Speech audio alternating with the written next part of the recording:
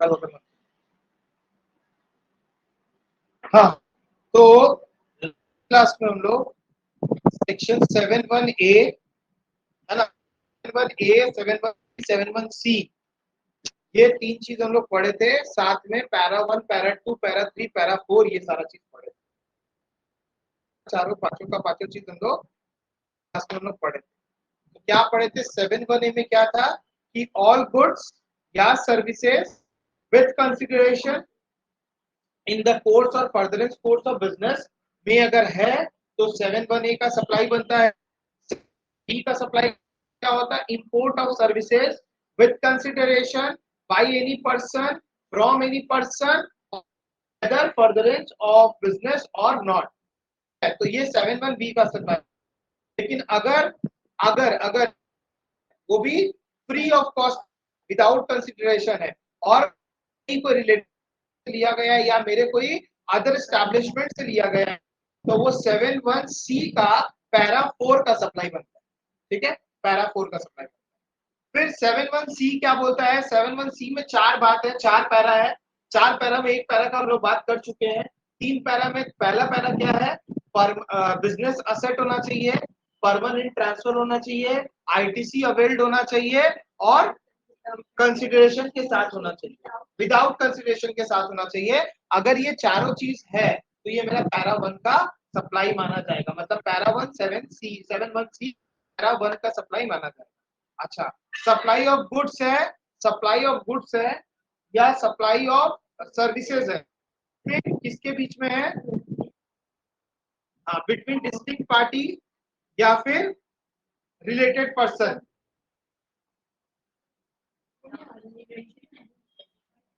यहाँ पे क्या लिखा हुआ है बता दीजिए। मैं रिकॉर्ड करे तो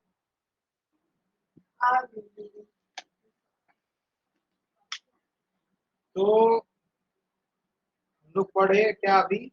इस 7(1)(c) का सप्लाई शेड्यूल 1 पढ़े हम लोग। एक्चुअली अभी शेड्यूल 1 पढ़े, मतलब अभी हम लोग क्या क्या पढ़ चुके हैं, चार चीज कवर किए हैं। पहला कवर किए हम लोग सेक्शन 7(1)(a), 7(1)(b), 7(1)(c), ये तीन चीज का। तीन चीज में शेड्यूल 1 का पैरा 1 का पैरा 4 इंपोर्ट ऑफ सप्लाई का विदाउट कंसिडरेशन वाला है। और चार चार एंट्री या चार पैरा बोल सकते हैं। चार पैरा में चौथा जो पैरा है या चौथा जो एंट्री है वो एंट्री नंबर 4 किसका है? इंपोर्ट ऑफ सर्विसेज, लेकिन विदाउट विदाउट कंसिडरेशन का है। और पैरा 1, पैरा 2, पैरा 3। पैरा 1 क्या चीज का है? परमानेंट असेट होना, परमानेंट ट्रांसफर होना चाहिए, बिजनेस असेट होना चाहिए, आईटीसी अवेल्ड होना चाहिए, विदाउट कंसिडरेशन होना चाहिए। अच्छा है, सप्लाई ऑफ गुड्स या सप्लाई ऑफ सर्विसेज का होना चाहिए, बिटवीन डिस्टिंक्ट पर्सन या रिलेटेड पर्सन होना चाहिए या डीम्ड डिस्टिंक्ट पर्सन होना चाहिए और फर्दरेंस ऑफ बिजनेस होना चाहिए। ठीक है। अच्छा, पैरा 3 क्या बोलता है? जो क्या बोलता है?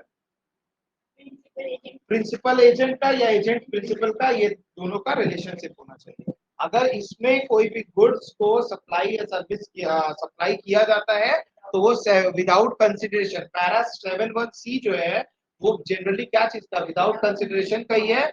तो पैरा नंबर जो 4 है वो इंपोर्ट ऑफ सर्विसेज का है। इंपोर्ट ऑफ सर्विस बाहर से लिया गया सर्विसेज का विदाउट कंसिडरेशन। उसके विदाउट कंसिडरेशन होने के लिए क्या चाहिए? तुम्हारा रिलेटेड पर्सन होना चाहिए या कोई ये होना चाहिए, मेरा कोई अदर एस्टैब्लिशमेंट होना चाहिए, तभी वो सर्विस जो है वो 7(1)(c) का सप्लाई में कवर होगा। ठीक है। अब हम लोग क्या पढ़े? अभी हम लोग डिटर्मिनेशन पढ़े, मतलब डिटरमाइन करना पड़े। अभी डिटरमाइन करना सीखे कि डिटर्मिनेशन क्या है। अभी हम लोग को देखना पड़ेगा 7(1)(a) जो है ये हम लोग को क्लासिफिकेशन बताएगा। क्लासिफिकेशन का मतलब क्या होता है? क्लासिफिकेशन का मतलब क्या होता है कि ये सप्लाई किसका बनेगा, मतलब गुड्स का बनेगा कि सर्विस का बनेगा। वो स्केड्यूल को बताता है। स्केड्यूल 2 में टोटल 18 एंट्रीज है। उस 18 एंट्री में 5 जो है वो गुड्स का एंट्री है और जो 13 बचा, जो 13 बचा वो किसका है? इसका एंट्री। ठीक है, 13 और उस हिसाब से हम लोग को पढ़ना। ठीक है।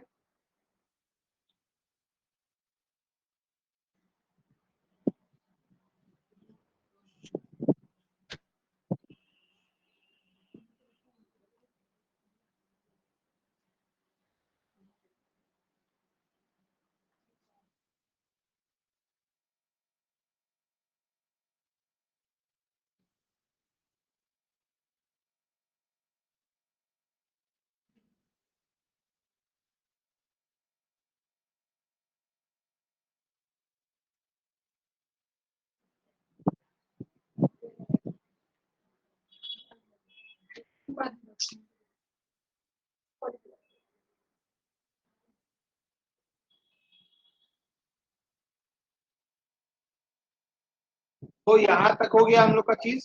शेड्यूल 2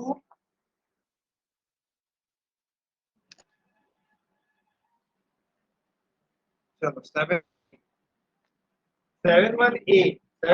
हम लोग को करना है। 7(1)(a) में क्या लिखा हुआ है?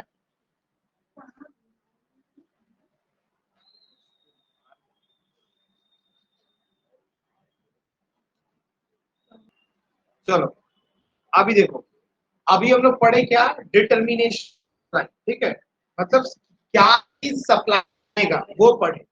अब हम लोग को क्या पढ़ना है कि ये किस क्या चीज का सप्लाई बनेगा, का सप्लाई बनेगा, या गुड्स का सप्लाई बनेगा या सर्विसेज का सप्लाई बनेगा, ये चीज हम लोग को अब इधर पे पढ़ना है। तो लिखा क्या? After determination of supply next question arises regarding classification supply. मतलब अब नेक्स्ट क्वेश्चन क्या है यहाँ पे हम लोग का, कि अब क्लासिफिकेशन देखना है। तो classification, why is classification necessary? तो डिफरेंट ऑफ जीएसटी, क्यों जरूरी क्यों है? और मत मीन्स सप्लाई ऑफ गुड्स या सर्विसेज को अलग अलग करना जरूरी क्यों है? तो जरूरी इसलिए है, क्यों जरूरी है? Different of GST case of, अलग अलग रेट है, अलग गुड्स के ऊपर अलग रेट है, अलग सर्विस के अलग रेट है। तो जो रेट जिसके ऊपर है, अगर हमको यही नहीं पता चलेगा कि वो किस चीज का सप्लाई है, तो हम उसको डिटरमाइन, मतलब जब डिटरमाइन कर लिए, क्लासिफिकेशन ही नहीं कर पाएंगे, तो फिर हम लोग को कौन सा रेट लगाना है यही नहीं पता चलेगा, तो हम लोग कभी भी वैल्यूएशन सही तरीके से कर नहीं पाएंगे। अच्छा, गुड्स का जो होता है HSN नंबर होता है, का जो होता है वो SAC नंबर होता है। वैल्यूएशन का रूल्स अलग अलग चीज पे अलग अलग है। डिफरेंट आईटीसी रूल्स अप्लाई होता है यहाँ पे।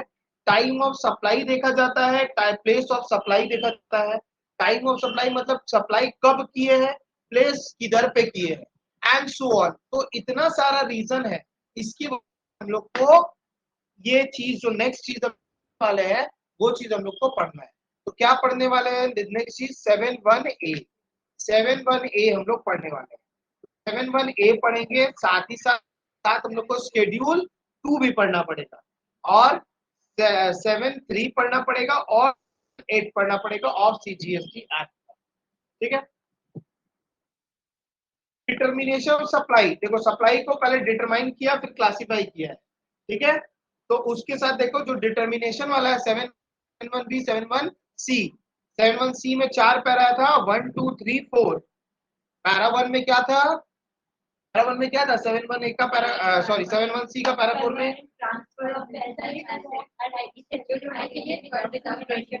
विदाउट कंसिडरेशन आती है। दूसरा पैरा में क्या था? पैरा 2 में या डीम डिस्ट्रिक्ट पर्सन के साथ होना चाहिए। एक उसमें एक्सेप्शन था, एक पॉइंट एक्सेप्शन था। क्या एक्सेप्शन था? अगर इम्प्लॉय को 50,000 भी गिफ्ट करता है तो वो जीएसटी में सब वैल्यू नहीं करेंगे, उससे ज्यादा का करता है तो जीएसटी में वैल्यू किया जाएगा, सप्लाई तो माना जाएगा। ठीक है, अच्छा बाकी अगर किसी और पर्सन से या कैसे भी आया तो वो सप्लाई में कवर ही नहीं होगा, भले वो दूसरे पर्सन से कितना भी ज्यादा का अमाउंट क्यों ना हो।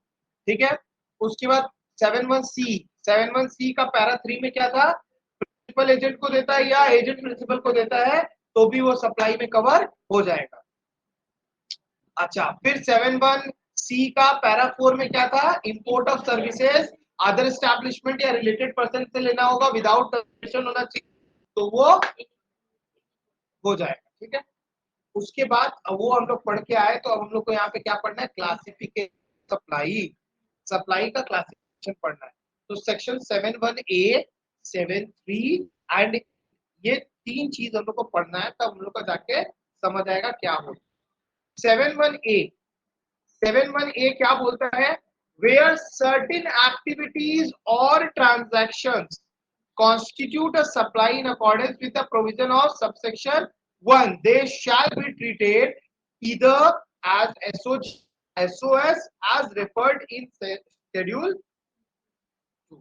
तो सब मतलब क्या बोल रहा है कि 7(1)(a), तो सप्लाई किसका बनेगा? 7(1)(a) का बनेगा। 7(1)(a) क्या बताएगा कि कौन सा गुड्स है, कौन सा सर्विस, तो उसके अनुसार ये को डिटरमाइन करना, मतलब क्लासिफाई करना पड़ेगा कि इसको गुड्स में रखना है कि इसको सर्विस में रखना है। तो वो चीज कौन बताएगा? 7-1 ऐसे पूछे भाई 7-1 में बता क्या करना है, तो 7-1 में बोलता बाबू शेड्यूल 2 को। शेड्यूल 2 में टोटल जितना बात लिखा है, ठीक है, जितना बात लिखा है शेड्यूल 2 में टोटल कितना है? 7 पैरा है। उस 7 पैरा में 18 एंट्रीज है। 18 एंट्रीज में 5 एंट्री किसका है? गुड्स का है। और 13 और 8 जो है वो किसका है? इसका है। ठीक है। अगर if covered in 18 entries then referred, अगर ये 18 चीज में अगर कवर नहीं होता है तो 8 में जाएंगे और 7 3 में जाएंगे। ठीक है।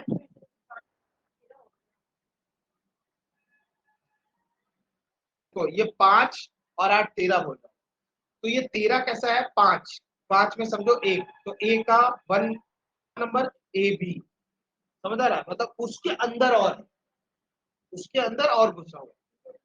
अरे ये टोटल 7 पैरा 18 एंट्री, 7 के अंदर 18 टोटल 7 पैरा पैरा आता है।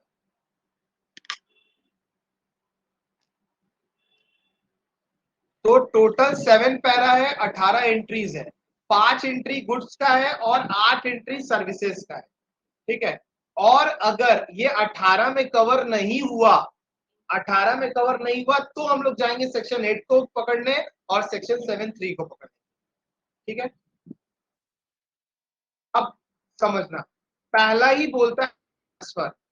अब ट्रांसफर ऑफ राइट होता है एंड ट्रांसफर ऑफ टाइटल होता है। ट्रांसफर ऑफ राइट और ट्रांसफर ऑफ टाइटल में क्या फर्क है? ठीक है, फर्क क्या है समझने का कोशिश।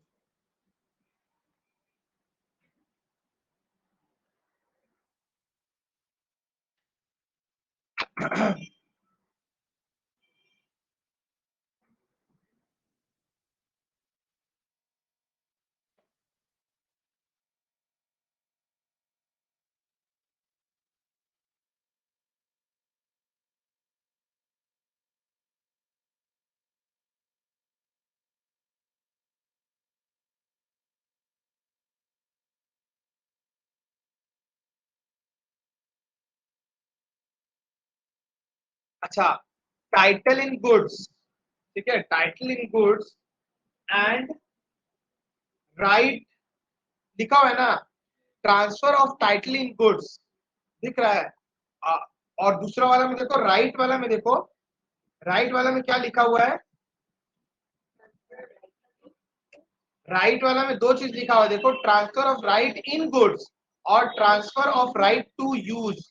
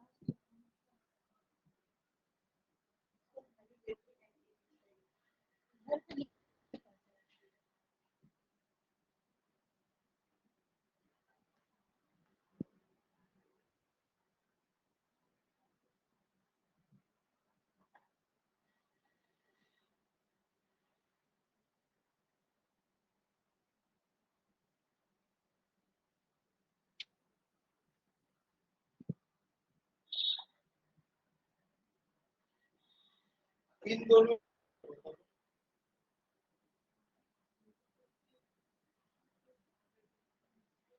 रिकॉर्डिंग ऑन है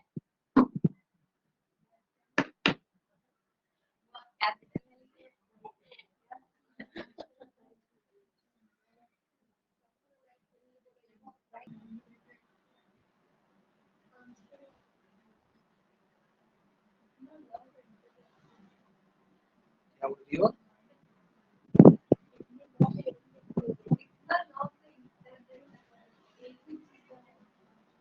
हाँ अरे बहुत अच्छा मतलब इसका।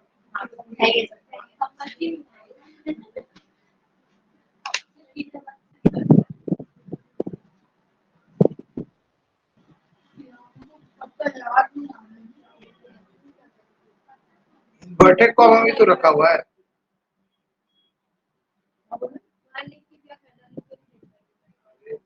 तो लिख दी वहां पर।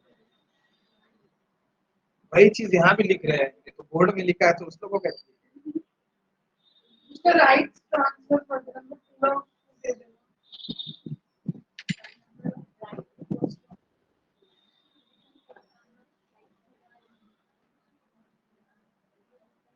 इन दोनों में डिफरेंस क्या है बताओ, मतलब तुम लोग जो वीडियो सुनेगा जब तो बताना क्या होगा।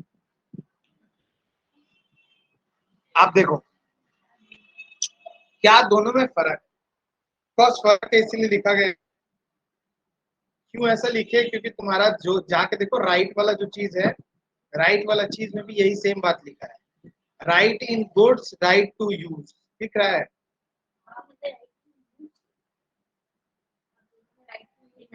हाँ राइट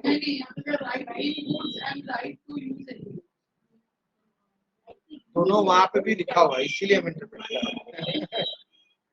सुनो उसका कितना अधिकार है, तो तुम्हें समझ में क्या आएगा।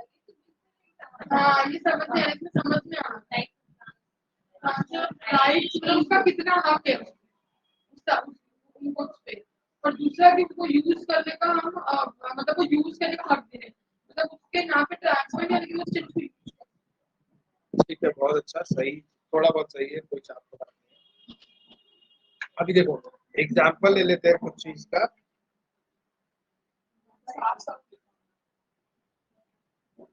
सपोज देखो, सपोज अभी कोई सपोज जैसे ये अभी दिसंबर में एग्जाम देने वाली है, ठीक है, ये अभी दिसंबर में एग्जाम देने वाली है, ये लोग देने वाली है जून में, ठीक। तो जो ये नोट्स प्रिपेयर की, एग्जाम इसका दिसंबर में हो गया, तो इससे नोट्स वही मांग ली, बोली कि ज्यादा मेरे को नोट दे दे, हम क्या है हम उससे पढ़ेंगे, ठीक है। और दिसंबर का जब एग्जाम होता है तो 25 फरवरी को रिजल्ट आता है, ठीक है। तो एग्जाम हुआ खत्म 27-28 तारीख को दिसंबर में, 1 जनवरी को एकदम ये उससे नोट्स ले ली, ठीक है। तो सुजाता उसको बोली कि देख तुम इस नोट्स के ऊपर कुछ नोटिंग वोटिंग कुछ मत करना, जैसे नॉर्मली बोला जाता है कि भाई तुम नोटिंग वोटिंग कुछ भी मत करना, बस तुम क्या करना, तुमको पढ़ना है तुम पढ़ो, कोई दिक्कत नहीं है उस चीज से, मेरे को पढ़ो, लेकिन तुम बस इसमें कोई नोटिंग वोटिंग मत करना, ठीक है। नोटिंग या कट शॉर्ट कुछ मत काटना लिखना कुछ मत करना, ठीक है। और वो बोली अरे कोई बात नहीं, तुम्हारा रिजल्ट आएगा तुम क्लियर हो जाओगे, चाप का बात नहीं, तुम क्लियर हो गए। तो वो बोली ठीक है कोई बात नहीं, बोली नहीं फिर भी तुम मत करना, ठीक है। तो इसमें क्या हुआ, वो राइट को ट्रांसफर की, जस्ट टू मतलब तुम्हारे पास रहे, तुमको यूज करना है, मतलब पढ़ने के लिए यूज करना है, तुम पढ़ो, उसमें और कुछ कट शॉर्ट या फिर कुछ अपना अलग से एडिंग वेडिंग नहीं करना, तुमको अलग ऐड करना, तुम अपना कॉपी में ऐड करो। तो और फिर आया 25 फरवरी वाला डेट और उसमें उसका ग्रुप 1 क्लियर हो, ठीक है। अब क्या, अब अब जो था, अब उसके कोई काम का नहीं, अब उसका हो गया, अब यहाँ पे खत्म हो गया उसका काम। अब ये ये बोली कि भाई अब तो तुम्हारे को कोई काम नहीं है, तो बोली नहीं अब मेरे को कोई काम नहीं, अब तेरे को जो नोट्स का करना है वो कर, कट शॉर्ट करना है उसमें, जो ओवर राइटिंग करना है, जो कटना है काट दे छाट दे, जो करना है कर ले, लेकिन लेकिन ये नोट्स को वापस कहीं पे डंप मत कर देना है, किसी और को मत, मेरे को वापस कर देना, क्योंकि हमको इन फ्यूचर कभी काम लग सकता है, सपोज कोई क्लाइंट मेरे को फटाक से देखना है तो हम यहाँ से वो चीज को उठा के देख सकते हैं। तो ये हुआ राइट टू यूज, मतलब दोनों में डिफरेंस क्या हुआ, एक में ये उसको पोजीशन तो दी लेकिन कुछ करने का नहीं दी, सिर्फ टू यूज दी, पहला वाला राइट, फिर सिर्फ अधिकार दी, और अधिकार दी मतलब क्या, बस तुम्हारे पास अधिकार है कि तुम इसको पढ़ सकती हो, बाकी और कुछ नहीं करना है। और दूसरा जब रिजल्ट आ गया उसके बाद तो यूज दे दी कि तुम इसको इस्तेमाल भी कर सकते। तो ये दोनों में फर्क है, ठीक है। तो 7(1)(a) का पैरा 1 विथ पैरा एफ भी पढ़ना है। तो पहले ट्रांसफर देखते हैं। ट्रांसफर में पहला बोलता है कि transfer of title in goods, या तो देखो दो तरीके का होता है। अपने सोगा पढ़े, सोगा सेल्स ऑफ गुड्स एक्ट, उसमें कुछ इमीडिएट ट्रांसफर होता है, इमीडिएट सेल होता है, और कुछ फ्यूचर डेट का सेल होता है, ठीक है। इमीडिएट सेल हो या फ्यूचर डेट का सेल हो, तो उसको गुड्स का या तो इमीडिएट हो या तो फ्यूचर डेट हो, दोनों सप्लाई ऑफ गुड्स में कवर होगा। लेकिन वो 1A का और 1C का, ठीक है, 1A 1C का सप्लाई में कवर होगा, ठीक है। 1A 1C का मतलब ये क्या 1A 1C बोल रहे हैं आप? अरे पैरा पैरा आपने क्या पढ़ रहे हैं, शेड्यूल 2 पढ़ रहे हैं ना। शेड्यूल 2 का 1A 1C, शेड्यूल ए का मतलब शेड्यूल 2 का 1 और सी, 1 का 1C और 1A, ठीक है। नहीं, पैरा 1 का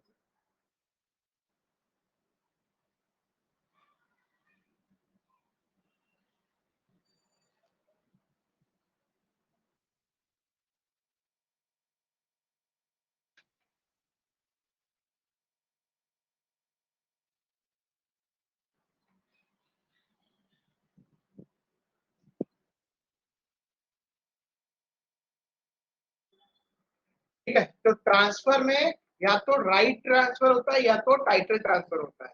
तो राइट टाइटल ट्रांसफर होता है तो transfer of title in goods immediate transfer होता है 1A में, और इमीडिएट फ्यूचर डेट ट्रांसफर होता है 1C में। राइट, अब राइट आते हैं। राइट में क्या है, राइट में एक है transfer of right in goods और transfer of right to use. समझ आया दोनों में क्या फर्क है? एक बनेगा 1B का, दूसरा बनेगा 5F का, सप्लाई ऑफ सर्विसेज। समझ आया सप्लाई ऑफ सर्विसेज?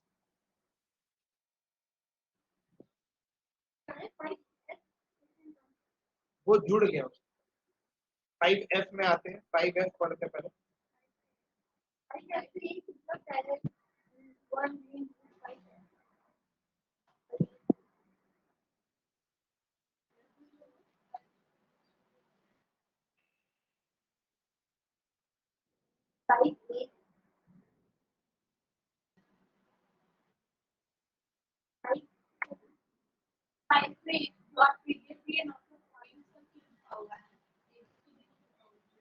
एक सेकंड।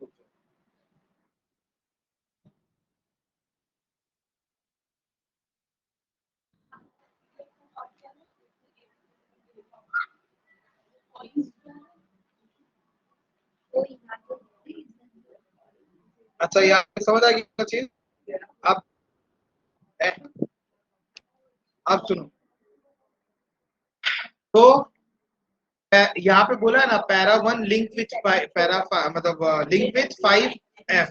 तो शेड्यूल का 5F में ये दो चीज बोला है। सबसे पहले ट्रांसफर करना, transfer is the heading. Transfer का पॉइंट है, ट्रांसफर का पॉइंट है टाइटल और राइट। तो जो टाइटल ट्रांसफर करना है वो तो या तो transfer of title of goods या तो इमीडिएट होगा या तो फ्यूचर में होगा। अगर इमीडिएट होगा तो 1A देखेंगे, और फ्यूचर होगा तो 1C देखेंगे। राइट का अगर देखने जाएंगे तो right of transfer, transfer of right in goods क्या देखेंगे, 1B देखेंगे। और राइट टू यूज देखेंगे तो वो 5F देखेंगे। मतलब ये 1C है, सॉरी 1B है, और ये 5F, ठीक है। अगला पैरा 2। पैरा 1 खत्म हो गया। पैरा 1 में कितना चीज पढ़ लिए? पैरा 1 में चार चीज पढ़ ली, चार चीज। 1A 1C 1B 5F, 1A 1C 1B 5F। अब उसके बाद अगला पॉइंट क्या है? पैरा 2। पैरा 2 क्या है? लिंक करेगा किसके साथ? देखो 5A के साथ। तो रेंटिंग, रेंटिंग करना। रेंटिंग मतलब क्या होता है? किसी को भाड़ा पे देना। तो अब भाड़ा पे देना गुड्स का सर्विस मानेंगे कि सप्लाई का सर्विस मानेंगे, ये देखना है। गुड्स का सप्लाई मानेंगे कि सप्लाई का सर्विस, सॉरी सप्लाई का सर्विस मानेंगे। क्या देखो, तो land and building, land and building जो होता है, लैंड एंड बिल्डिंग का जो डेफिनेशन है, अगर लैंड एंड बिल्डिंग देखने के लिए जाए तो लैंड एंड बिल्डिंग कैसा है, इमूवेबल प्रॉपर्टी है। तो जब हम लोग सर्विस का डेफिनेशन पढ़े थे या सब जब हम लोग गुड्स का डेफिनेशन पढ़े थे, तो गुड्स में इमूवेबल प्रॉपर्टी कवर्ड ही नहीं था, मूवेबल प्रॉपर्टी कवर्ड था, इमूवेबल प्रॉपर्टी कवर नहीं था। ठीक है, अच्छा तो किधर पे था, सर्विस में कवर था। तो लॉजिकली अगर देखने जाए तो लैंड या बिल्डिंग, ये दोनों किसका सप्लाई माना जाएगा, सर्विस का सप्लाई माना जाएगा, 2A और 2B। और अदर देन इमूवेबल प्रॉपर्टी, अगर इमूवेबल प्रॉपर्टी वो नहीं है तो क्या चीज का सप्लाई माना जाएगा, गुड्स का माना जाएगा। तो 5A में गुड्स का माना जाएगा।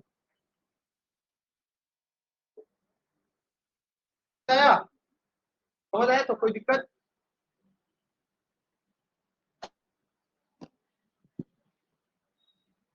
यहां तक क्लियर है ना। Next, sale of land,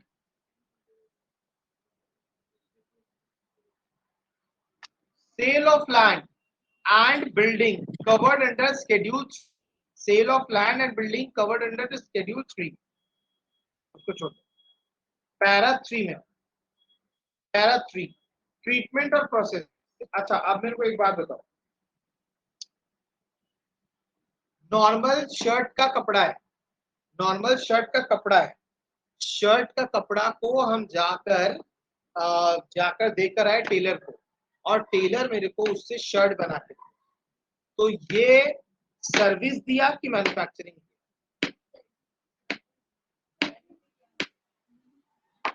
manufacture किया। बोलो क्या होगा, मैन्युफैक्चर की सर्विस। हम, कपड़ा मेरा ही था, कपड़ा मेरा ही था, ठीक है, कपड़ा मेरा ही था, हम वो कपड़ा ले जाके टेलर को दिए, टेलर को बोले भाई इसको शर्ट में या पैंट में बदल, ठीक है, मतलब बना दो, बदल क्या बना दो, तो उस चीज को हम मैन्युफैक्चरिंग बोलेंगे कि सर्विस।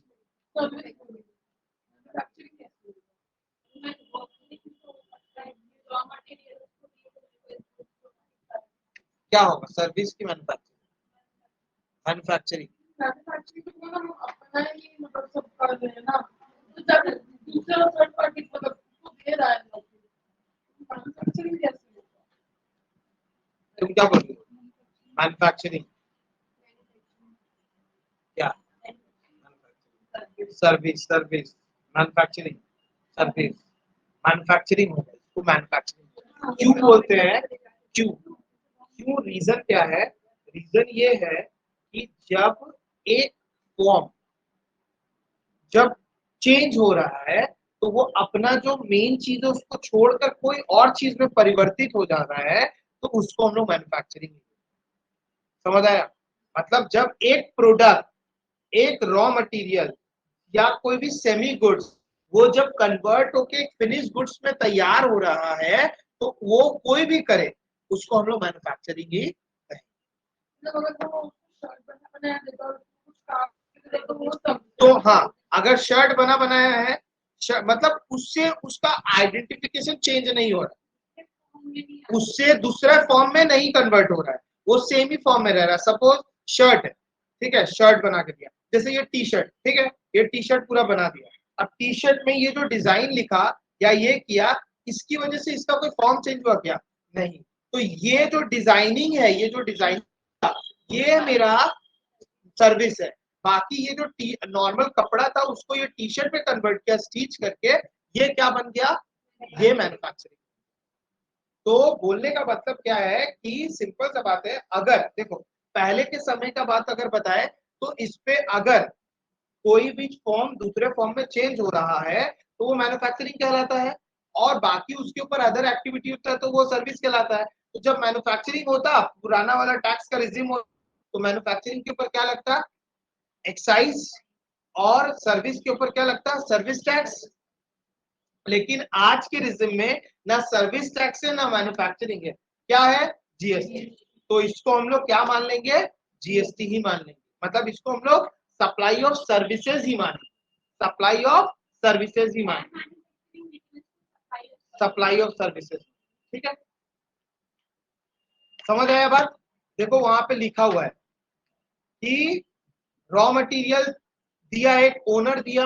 उन्हें कोई क्वेश्चन पूछना है। आपने जो सेक्शन है सेक्शन 1A शेड्यूल 2 का पैरा 1 2 3 4 है ना, पैरा एंट्री जो पैरा वही एंट्री पैरा। अच्छा, तो रॉ मटेरियल है, देखो एग्जाम वो डायग्राम में दिख रहा होगा, रॉ मटेरियल है। रॉ मटेरियल से क्या बनाया, देखो सेमी फिनिश गुड्स बनाया, मतलब रॉ या सेमी फिनिश गुड्स दिया। कौन दिया? ओनर दिया। किसको दिया? जॉब वर्कर को। तो अब यहाँ जो वो प्रोसेस करके तुमको वापस करता है, उस बंदे को हम लोग जॉब वर्कर बोलते हैं। ये लीगल और टेक्निकल वर्ड है, तो उसको क्या बोलते हैं? जॉब वर्कर बोलते हैं। जॉब वर्कर मतलब एक ओनर जो है, ओनर क्या किया है? गुड्स को, रॉ मटेरियल को या सेमी फिनिश गुड्स को ट्रांसफर किसको किया है? जॉब वर्कर को दिया है। जॉब वर्कर क्या कर रहा है? उसमें रिटर्न कर रहा है उसको आफ्टर फिनिशिंग द प्रोसेसिंग। तो जब जॉब वर्कर वो काम किया और काम करके जब वापस कर रहा है, तो वो उस वक्त उसको क्या ट्रीट करेगा? क्वेश्चन ये था कि वो बंदा उसको ट्रीट क्या करेगा। हम गए दुकान में, हम बोले ये ले कपड़ा, और ये कपड़ा से मेरे को एक शर्ट बना के दे।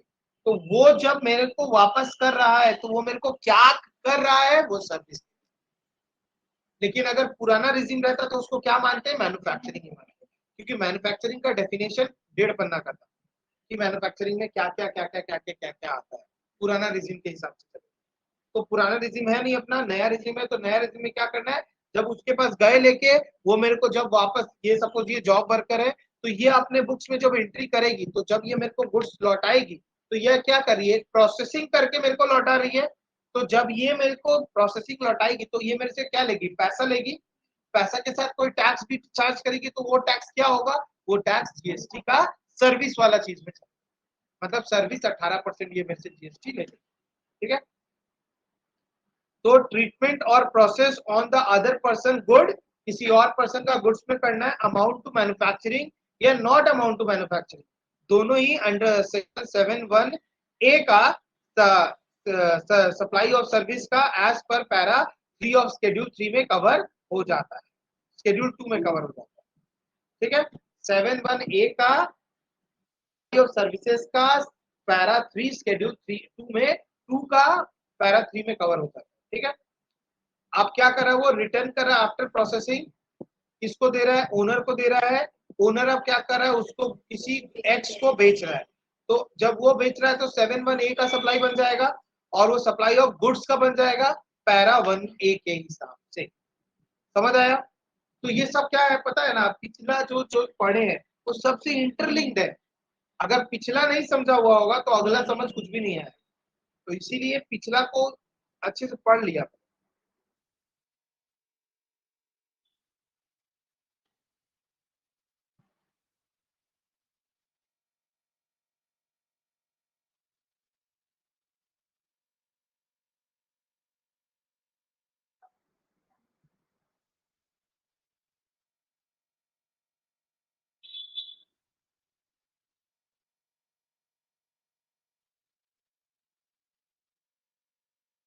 उसके बाद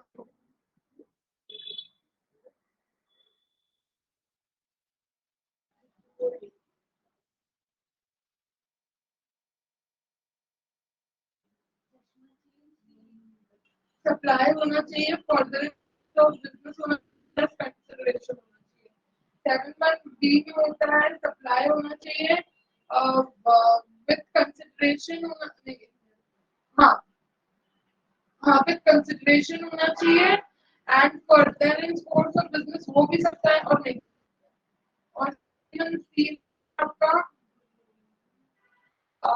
7(1)(c) हो गया आपका, सप्लाई होना चाहिए और कंसिडरेशन होना चाहिए और फर्दर कोर्स ऑफ बिजनेस या नहीं होना चाहिए।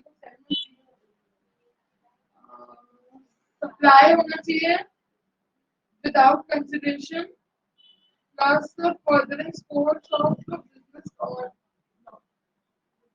फिर और नहीं, वो रिलेटेड पार्टी होना ट्रांजैक्शन का 7(1)(c) में। हम को वैसे रिलेटेड होना चाहिए, या तो वो मेरा कोई अदर एस्टैब्लिशमेंट होना चाहिए, या तो वो जैसे अपने को रिलेटेड है, रिलेटेड पर्सन होना चाहिए, तब फिर उसको माना जाएगा 7(1)(c). 7(1)(c) का कौन सा पैरा 1, एंट्री 1 नहीं,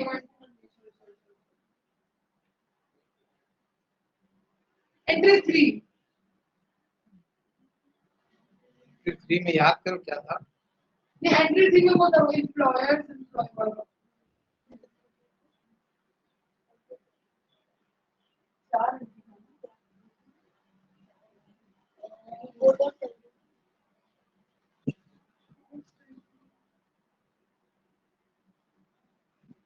एंट्री 4 था, सॉरी, एम्प्लॉयर्स एम्प्लॉय वाला 50,000 वाला लिमिट था। ए और बी साइड कंपोजिट और बाद में आएगा। फिर स्कोप ऑफ सप्लाई 7 में कवर होता है, ठीक है। स्कोप ऑफ सप्लाई 7 में कवर होता है, और सेक्शन 8 में क्या कवर होता है? कंपोजिट सप्लाई और मिक्स सप्लाई। अच्छा, इन दोनों के साथ साथ मेरे को 3 स्केड्यूल भी पढ़ना पड़ता है, schedule 1, schedule 2 and schedule 3। Schedule 1 में क्या दिया हुआ है? एक्टिविटी रिलेटेड टू सप्लाई, और इवन विदाउट कंसिडरेशन वाला भी कवर हो जाता है। तो जब वो कवर होता है तो फिर 7(1) A B C चेक करते हैं, C चेक करते हैं जाके। अच्छा, स्केड्यूल 2 में जो अभी हम लोग पढ़ रहे थे कि activity transaction supply of goods का बनेगा कि सप्लाई ऑफ सर्विसेज का बनेगा, और शेड्यूल 3 में नेगेटिव लिस्ट है जिसके ऊपर जीएसटी लगता ही नहीं है, ठीक है। अब देखो scope of supply. Scope of supply को समझने के लिए मेरे को 7(1) A कैपिटल A 2 और 7(3), जो कि 7(3) एप्लीकेबल ही नहीं है, तो 7(1) कैपिटल A और 7(2) पढ़ना पड़ेगा। तो 7(1) A में सबसे पहले हम लोग देखें क्या सप्लाई में आएगा, दूसरा क्या किसकी सप्लाई बनेगा, और जब तीसरा हम लोग पढ़ने जाएंगे 7(2) तो वो बताएगा क्या सप्लाई में नहीं आएगा, मतलब दैट इज नेगेटिव। जो कौन बताएगा मेरे को? स्केड्यूल 3 बताएगा, उसमें टोटल कह रहा है, ठीक है।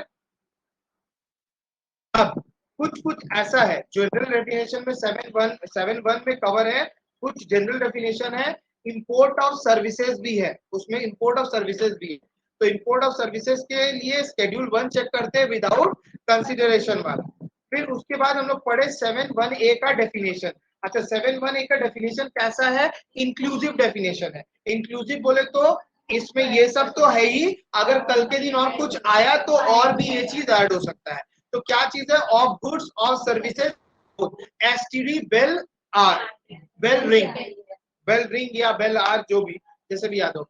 S for sale, T for transfer, D for disposal, B for barter, E for exchange, R for lease, L for licence, R for rent. Made और agreed to be made for a consideration by a person in the furtherance course of business or not, ठीक है, in the business or furtherance course of business। तो अगर 7(1) A का supply देखना है तो दो मेन चीज देखना है, विद कंसिडरेशन होना चाहिए और in the furtherance course of business होना चाहिए।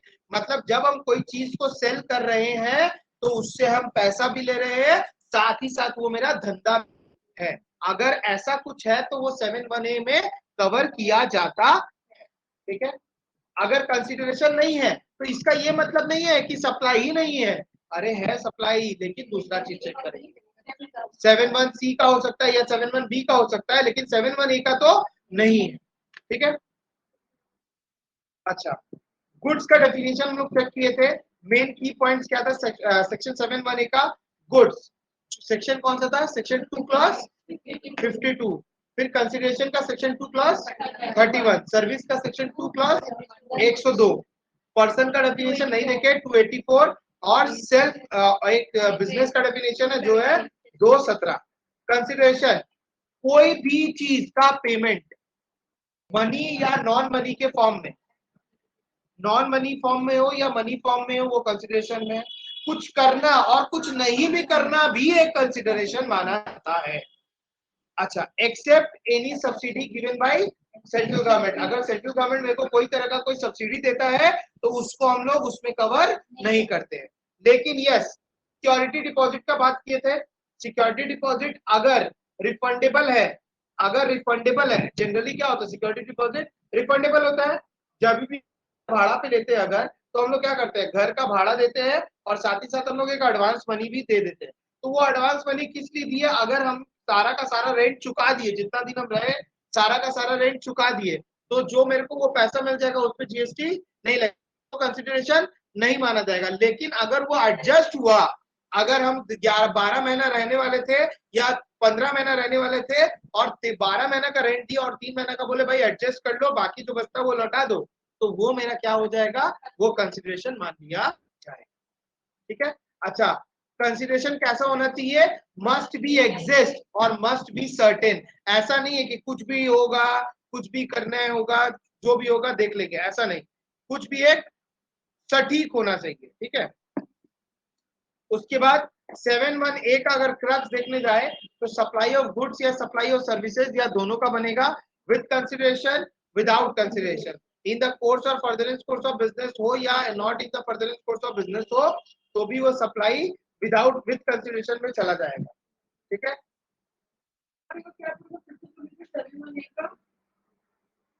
7(1) इन द फर्दरेंस को इन द कोर्स और फर्दरेंस कोर्स ऑफ बिजनेस या नॉट इन द कोर्स और फर्दरेंस कोर्स ऑफ बिजनेस। लिखा दिए थे वहां पे, मिस हुआ था तो लिखवा दिए थे। बिजनेस की जगह तो भी वो 7(1) में कवर होगा। इसमें मेन वर्ड क्या है, कंसिडरेशन। अच्छा, 7(1) link with para 4 of section 7(1) plus schedule 1। तो 7(1) मेरे को क्या बोलता है, इंपोर्ट ऑफ सर्विसेज बोलता है, एनी पर्सन बोलता है, फ्रॉम एनी पर्सन बोलता है, फॉर अ कंसिडरेशन बोलता है, वेदर और not in the furtherance course of business होना। मतलब इसमें जो वो क्या है, इंपोर्ट। इंपोर्ट ऑफ सर्विसेज कहां से होता है, बाहर से होता है। मतलब बाहर से कोई मेरे को सर्विस देगा तो बाय एनी पर्सन, अगर किसी भी पर्सन से आया, किसी भी पर्सन को दिया गया, कंसिडरेशन के साथ दिया गया, समझ आ रहा है, कहीं से भी आया, किसी भी पर्सन के द्वारा आया, किसी भी पर्सन को मिला, लेकिन उसमें कंसिडरेशन प्रेजेंट था। ठीक है। अब in the furtherance course of business होगा या फर्दरेंस ऑफ बिजनेस नहीं भी होगा तो भी वो 7(1) का सप्लाई बन जाएगा, माना जाएगा। और दूसरा में क्या आता है, इंपोर्ट ऑफ सर्विसेज होगा, ये 7(1) पैरा 4, अगर बाय एनी पर्सन होगा, रिलेटेड पार्टी होगा, अदर एस्टैब्लिशमेंट होगा, आउटसाइड इंडिया होगा, मेड विदाउट कंसिडरेशन होगा, इन द फर्दरेंस कोर्स या फर्दरेंस कोर्स ऑफ बिजनेस होगा, तो इसको हम लोग क्या मानेंगे, 7(1) का। मतलब इंपोर्ट हुआ, देखो दोनों में इंपोर्ट हुआ। अच्छा, यहाँ पे बाई एनी पर्सन है, ये भी बाई एनी पर्सन है, लेकिन ये फ्रॉम एनी पर्सन है, फ्रॉम एनी पर्सन है, ये फ्रॉम रिलेटेड या कोई कैसा पर्सन है, अदर एस्टैब्लिशमेंट है, आउटसाइड इंडिया जो मेरा बैठा हुआ है। ये विदाउट कंसिडरेशन, ये वाला विदाउट कंसिडरेशन है, ये विद कंसिडरेशन है। ठीक है। अगर विदाउट कंसिडरेशन है, विद कंसिडरेशन है, तो अगर विदाउट कंसिडरेशन है तो कहां जाएगा, 7(1) में कवर होगा, और विद कंसिडरेशन है तो 7(1) में कवर होगा। अच्छा, फर्दरेंस कोर्स ऑफ बिजनेस हो नहीं हो, 7(1) में कवर होगा, और in the furtherance course of business होना चाहिए तो 7(1) में कवर। रिलेटेड पार्टी का बहुत लंबा डेफिनेशन था, फैमिली स्पाउस का डेफिनेशन था, बहुत सारा चीज था। ठीक है। उसके बाद फिर हम लोग हल्का फुल्का पढ़ के आगे बढ़े, फिर 7(1) में गए। 7(1) क्या बोला, एक्टिविटीज और transactions to be treated as supply even if made without consideration, तो रेफर करना पड़ेगा शेड्यूल 1 पैरा 4। तो 7(1) प्लस शेड्यूल 1 देखेंगे तब मेरे को क्या मिल जाएगा, इंपोर्ट ऑफ सर्विसेज का फ्री ऑफ कॉस्ट। और लेकिन उसके लिए क्या, देखो अगर इंपोर्ट है, फ्री ऑफ कॉस्ट है, अदर एस्टैब्लिशमेंट से आया है या कोई रिलेटेड पर्सन से आया है, तो 7(1) शेड्यूल 1। ठीक है। अब 4 एंट्री में से एक एंट्री पड़ी है। 4 एंट्री में से पहला एंट्री क्या है, परमानेंट परमानेंट ट्रांसफर होना चाहिए असेट का, आईटीसी अवेल्ड होना चाहिए, बिजनेस असेट होना चाहिए और विदाउट कंसिडरेशन होना चाहिए। अगर ये चारों चीज प्रेजेंट है तो ये पैरा 1 का मतलब एंट्री नंबर 1 का सप्लाई बन जाएगा। ठीक है। अच्छा, एंट्री नंबर 1 किसका? 71C का। 71C एंट्री नंबर 1 का सप्लाई बन जाएगा। दूसरा क्या था? दूसरा था अगर सप्लाई ऑफ गुड्स कर रहे हैं या सप्लाई ऑफ सर्विसेज कर रहे हैं बिटवीन रिलेटेड पर्सन हो रहा है या बिटवीन डीम्ड डिस्टिंक्ट पर्सन हो रहा है in the course of business है या फर्दरेंस कोर्स ऑफ बिजनेस अगर है, दोनों में से कुछ भी है तो वो क्या बन जाएगा? वो 71C का पैरा 2 का बनेगा। लेकिन उसमें एक एक्सेप्शन क्या है कि अगर एम्प्लॉयर एम्प्लॉय को 50,000 तक का ट्रांसफर करता है तो सप्लाई में कवर नहीं होगा। अगर 50,000 से ज्यादा का ट्रांसफर करता है तो सप्लाई में कर लिया जाएगा। लेकिन अगर उन दोनों को छोड़ के एम्प्लॉय को छोड़ के अगर कोई और भी ट्रांसफर किया, कोई और किसी को कोई ट्रांसफर कर रहा है तो उसमें 50,000 का लिमिट चेक नहीं करते हैं। वो ये सिर्फ लिमिट किधर पे चेक करते हैं? ये लिमिट सिर्फ हम लोग चेक करते हैं एम्प्लॉयर एम्प्लॉय के रिलेशन। पैरा 3 पैरा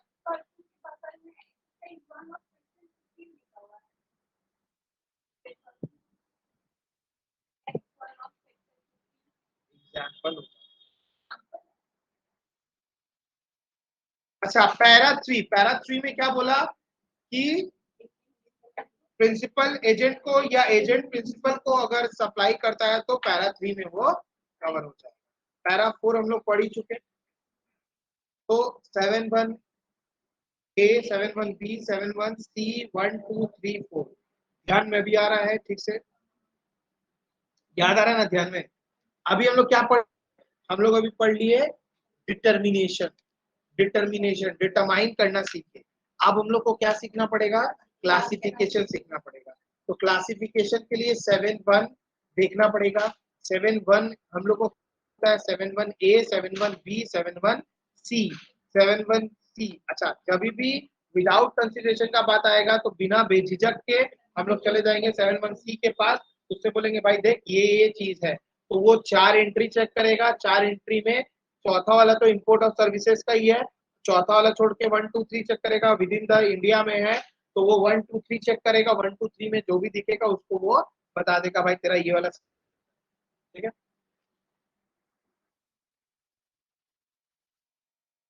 अच्छा, इसको सप्लाई का क्लासिफिकेशन को देखने के लिए 7-1 कैपिटल ए पढ़ना है, 7-3 पढ़ना है और 8 पढ़ना है, सेक्शन 8 पढ़ना है। सेक्शन 8 क्या है? Negative list schedule 3। तो डिटर्मिनेशन को चेक करने के लिए 71A 71B 71C। ठीक है। अगर क्लासिफिकेशन चेक करना है तो 71 कैपिटल ए, सेक्शन 7B और 8। ठीक है। अच्छा, 7-1A जब देखेंगे तो 7-1A के साथ शेड्यूल 2 को भी देखना पड़ेगा। शेड्यूल 2 में क्या बोलता है?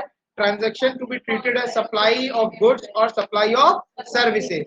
सप्लाई ऑफ गुड्स और सप्लाई ऑफ सर्विसेज में टोटल मेरे पास 7 पैरा है, 18 एंट्री है। 5 एंट्री जो है वो गुड्स का है, 8 एंट्री जो सर्विसेज का है। अगर ये 18 एंट्री में कुछ भी कवर नहीं है तो सेक्शन 7-3 और 8 के पास हम लोग जाके बात करें। तो 7-1A हमको बोलता है ट्रांसफर का बात। पहला बोलता है टाइटल, दूसरा बोलता है राइट। पहला राइट टाइटल जो होता है या तो इमीडिएट होगा या तो फ्यूचर होगा। अगर इमीडिएट होगा तो 1A लगेगा, अगर इन फ्यूचर होगा तो 1C लगेगा। अगर राइट देखने जाए, राइट में जाएंगे तो राइट पहला वाला वो में आएगा 1B में आएगा और दूसरा वाला जो है वो कहां पे चला जाएगा? 5F में चला जाएगा। पैरा 2 लिंक विद पैरा 5, यहाँ पे रेंटिंग का बात आएगा। तो रेंटिंग का बात आएगा तो land and building. Land and building पहले से ही क्या चीज है? सब सर्विसेज है, पहले से ही सर्विसेज। सेक्शन 2 सबसेक्शन क्लॉज क्या है? 100 पहले ही बता दिया मेरा वो कैसे सप्लाई है? सर्विस का सप्लाई है। तो सर्विस ही है तो उसको हम लोग 2A या 2B में देख लेंगे। और अगर अदर इमूवेबल प्रॉपर्टी है, इमूवेबल प्रॉपर्टी को छोड़ के अगर कुछ और है तो वो 5A का सप्लाई हम लोग का बनता है। पैरा 3 में हम लोग क्या देखे? पैरा 3 में देखे ट्रीटमेंट ऑफ प्रोसेस। मतलब अगर कोई ओनर किसी भी जॉब वर्कर को, मतलब अगर किसी टेलर को या जॉब वर्कर को रॉ मटेरियल देता है, भले वो मैन्युफैक्चरिंग करे या मैन्युफैक्चरिंग ना करे, मतलब वो कपड़ा से शर्ट बना के दे या कपड़ा पे डिजाइन करके दे, दोनों ही दो सब क्या सर्विसेज में ही कवर किया जाएगा। लेकिन अगर पहले का रिजिम से चलते तो एक चला जाता एक्साइज लग जाता, एक में सर्विसेज लग जाता, क्योंकि अगर कपड़ा को शर्ट बना रहा है तो वो मैन्युफैक्चरिंग है तो उस पर एक्साइज ड्यूटी लगता, और अगर वो अभी क्या कर रहा है नॉट अमाउंट टू मैन्युफैक्चरिंग, वो मैन्युफैक्चरिंग है तो वो क्या बन जाता सर्विसेज बन जाता, तो उस पर सर्विस लगता। लेकिन यहाँ पे आज की तारीख में ऐसा कुछ भी नहीं है, तो ये सारा का सारा उठ के कहाँ चला जाएगा 7(1)(a) का पैरा 3 में चला जाएगा, शेड्यूल 2। अच्छा, ओनर जब आगे ट्रांसफर करेगा, ओनर जब आगे गुड्स किसी XYZ पर्सन को बेचेगा तो उसका सीधे 7(1)(a) देखेंगे, और वो भी कौन सा देखेंगे 1(a) का गुड्स वाला डेफिनेशन। अब supply of services, renting of immovable property other than land और building, construction services except 100% consideration received after completion और ऑक्यूपेशन अर्लियर। तो सिंपल सा बात है, रेंट कर रहे किसी को, कैसा रेंट कर रहे हैं इमोवल प्रॉपर्टी को रेंटिंग कर, अदर देन लैंड या बिल्डिंग, लैंड और बिल्डिंग को छोड़कर कुछ अगर और कर रहे हैं तो वो सप्लाई अभी बात करके आए वो सर्विस में कवर हो जाएगा।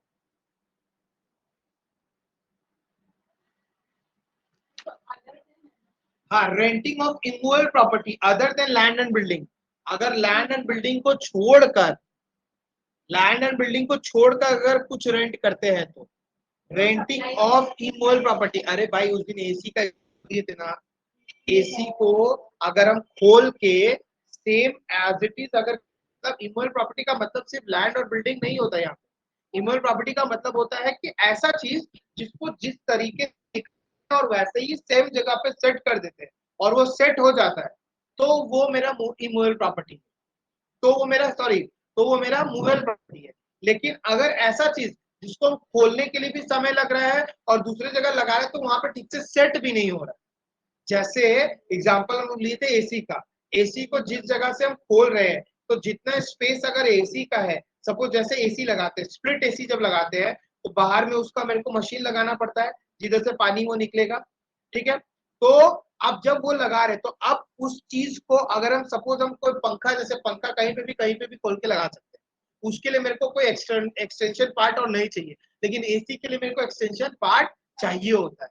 तो अगर हम इसको कहीं पे भी खोल के कहीं लगा देंगे तो नहीं ना होगा, तो इसीलिए एसी को हम लोग नहीं मानते हैं क्या मूवेबल प्रॉपर्टी, उसको इमूवेबल प्रॉपर्टी। तो बोल रहे अगर वैसा चीज को अगर हम रेंट कर रहे हैं लैंड और बिल्डिंग को छोड़कर तो वो मेरा किस में कवर हो जाएगा, तो वो मेरा सप्लाई और सर्विस का पैरा 5 में कवर हो जाएगा। वो तो ऊपर कवर हो गया ना पैरा 5(f)(a) में, सॉरी 5(a) में, यहाँ पे उसको छोड़कर तो ऊपर में क्या बोला कि लैंडिंग 2A 2B, और अगर उसको छोड़कर है तो 5A में कवर होगा, तो बीच का तो इमूवेबल प्रॉपर्टी तो और रह गया ना, जो भी और इमूवेबल प्रॉपर्टी है वो तो रह गया ना, लैंड एंड बिल्डिंग को छोड़ के, बोले लैंड एंड बिल्डिंग को मतलब लैंड एंड बिल्डिंग 2A और 2। अच्छा इधर पे आ गए, बोला other property, other then immovable property तो सिर्फ लैंड और बिल्डिंग थोड़ी होता है, और भी बहुत सारा चीज होता है जिसको खोल के एज इट इज कहीं लगाएंगे तो अगर लग गया तो मूवेबल, अगर नहीं लग पाया तो इमूवेबल। तो जो इमूवेबल प्रॉपर्टी है उसके लिए क्या, तो उसके लिए बोला पैरा 5, समझ आया, उसके लिए बोला 5 पैरा 5। पैरा 5 में क्या बोला, renting of immovable property other than land या लैंड और बिल्डिंग को छोड़कर, लैंड और बिल्डिंग को छोड़कर और भी अलग मतलब अदर देन इमूवेबल प्रॉपर्टी है तो उसको हम लोग देखेंगे पैरा 5। दूसरा क्या, construction services except 100% consideration receive, जब तक 100% कंसिडरेशन रिसीव नहीं होता, मतलब कंस्ट्रक्शन सर्विसेज होता है बिल्डिंग बना रहा है, जगह दे दिया प्रमोटर को, प्रमोटर बना रहा है, except 100% consideration receive after completion और ऑक्यूपेशन। तो क्या हुआ यहाँ कि कंप्लीशन के बाद या ऑक्यूपेशन होने के बाद उसको मिल रहा है, दोनों में से जो अर्लियर होगा सप्लाई ऑफ सर्विसेज। अगर 100% कवर हो जाता है तो फिर तो बात ही नहीं आएगा जीएसटी का, फ्लैट 100% बन गया और उसको बेच दिया तो जीएसटी का बात क्यों आएगा, जब तक काम चल रहा है तभी तक जीएसटी का बात आएगा, तभी लेबर तभी तक पर लगा रहेगा, तो वो चीज। तो construction service except 100% consideration receive completion और ऑक्यूपेशन। दूसरा क्या बोला है देखो, तीसरा क्या बोला, temporary transfer of IPR. IPR मतलब intellectual property right, intellectual property right का टेम्पररी किसी को ट्रांसफर किए हैं, आईपीआर टेम्पररी किसी को ट्रांसफर किए हैं, इंटेलेक्चुअल प्रॉपर्टी राइट।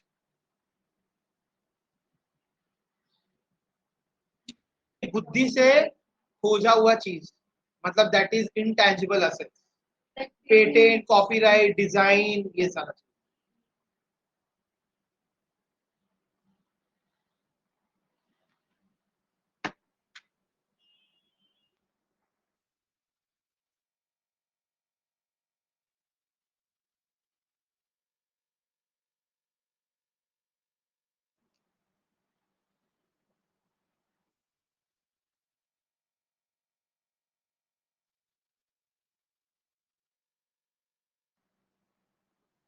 ठीक है, transfer of IPR, IT software development. अरे इंफॉर्मेशन टेक्नोलॉजी का जितना आप लोग का पास ऐप है, वो तो हर दिन कुछ ना कुछ उसमें अपडेट होता रहता है ना, तो वो चीज नेगेटिव एक्ट, अगर कुछ नहीं भी करना कुछ है तो भी वो सप्लाई माना जाएगा। ये वाला तो लोग पहले ही पढ़ लिए, देखो, transfer of right to use any goods, पढ़ लिया वाला पहले ही, तो यहीं तक आज हम लोग रख देते हैं। पैरा 6 और पैरा 7, 8 जो बचा है वो लोग कल मतलब वेडनेसडे को